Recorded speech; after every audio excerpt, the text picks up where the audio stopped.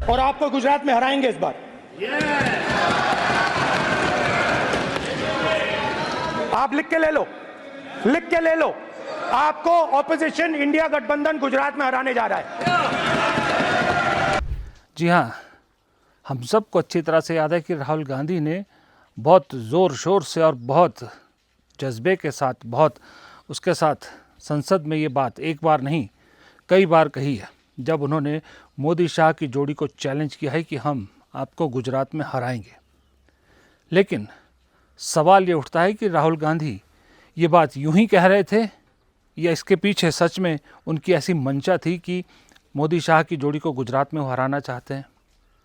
और अगर हराना चाहते हैं तो कब हराना चाहते हैं? क्या 2035, 2040, 2045, 2032 कब? क्योंकि 2027 में जो विधानसभा चुनाव गुजरात में होने हैं उसमें तो हालात ऐसे नहीं लग रहे हैं कि कांग्रेस गुजरात में बीजेपी को हरा पाएगी। आपको पता है लोकसभा चुनाव का सेमीफाइनल जिसको कहते हैं वो क्या होता है? वो होता है विधानसभा चुनाव। और विधानसभा अगर आपने जीतना हो तो उसका सेमीफाइनल किसे माना जाता है? उसका सेमीफाइनल माना जाता है लोकल बॉडीज इलेक्शन, यानी वहाँ के पंचायत निगम चुनाव।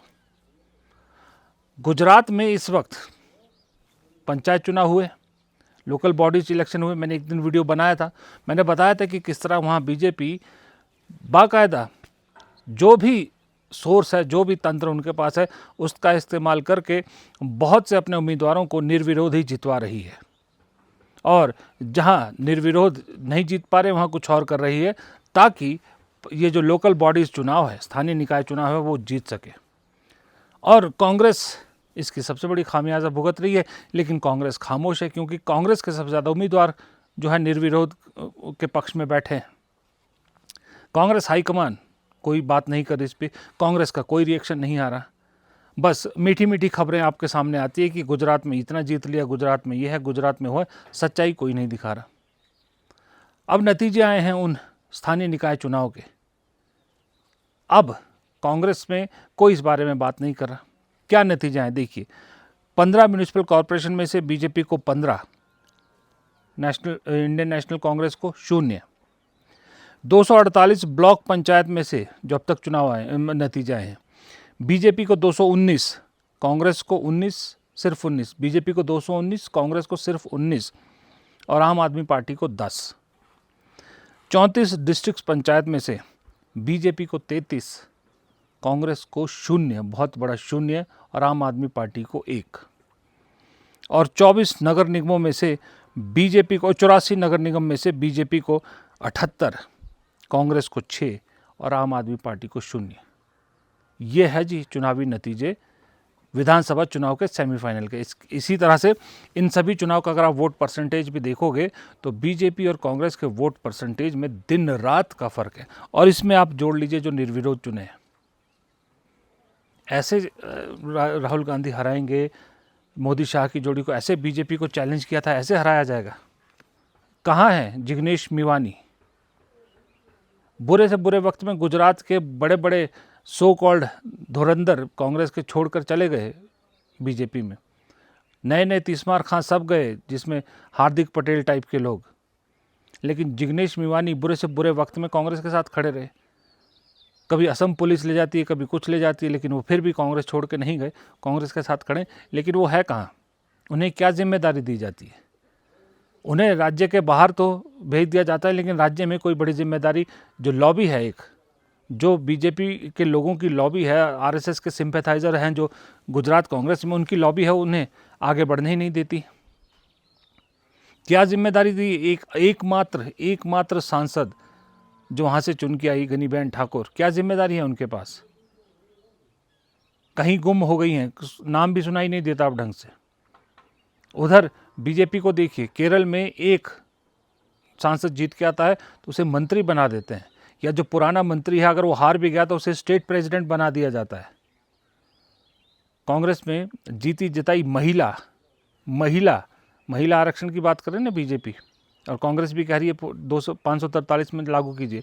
आपके पास तो महिला सांसद है, वो भी इकलौती सांसद, उसको भी कोई जिम्मेदारी नहीं है ऐसी बड़ी। और वहाँ जो जिम्मेदार चेहरे दे रखे हैं सबको मालूम है। गुजरात में मुझे भी बहुत सारे लोग कहते हैं कि वैसे कांग्रेस के हैं, पीठ पीछे इनके सारे रिश्ते बीजेपी वालों से, सरकार से कोई काम, इनका पर्सनल काम रुकता नहीं है। बीजेपी की सरकार है, उसके बावजूद आज तक कांग्रेस के नेताओं का कोई काम नहीं रुका, पर्सनल काम, पब्लिक का नहीं। तो ऐसी फौज के सहारे अगर राहुल गांधी चैलेंज कर रहे हैं मोदी शाह की जोड़ी को कि हम आपको गुजरात में हराएंगे, तो फिर या तो राहुल गांधी बहुत बड़ी गलतफहमी में है, या फिर उन्हें दिखाया कुछ और जा रहा है, सच्चाई कुछ और है। पर मुझे समझ नहीं आता, राहुल गांधी इतने बड़े नेता हैं, ये सच्चाई तो उनके सामने भी आई होगी, ये आंकड़े उनके सामने भी आए होंगे, फिर इस आंकड़ों पे लेके अभी तक कुछ हुआ होगा? मुझे उम्मीद नहीं है, क्योंकि कांग्रेस में कल्प्रिट्स कम है, कल्प्रिट्स को बचाने वाले ज़्यादा है। आरएसएस के सिंपैथाइज़र हैं ना जितने भी इस पार्टी में, वो सब एकजुट है, उनमें सबसे ज़्यादा एकता है। कहा जाता है कि किसी एक पर खतरा होता है तो सारे के सारे एकजुट हो जाते हैं, सब उसको बचाने में कवच का रूप धारण कर लेते हैं।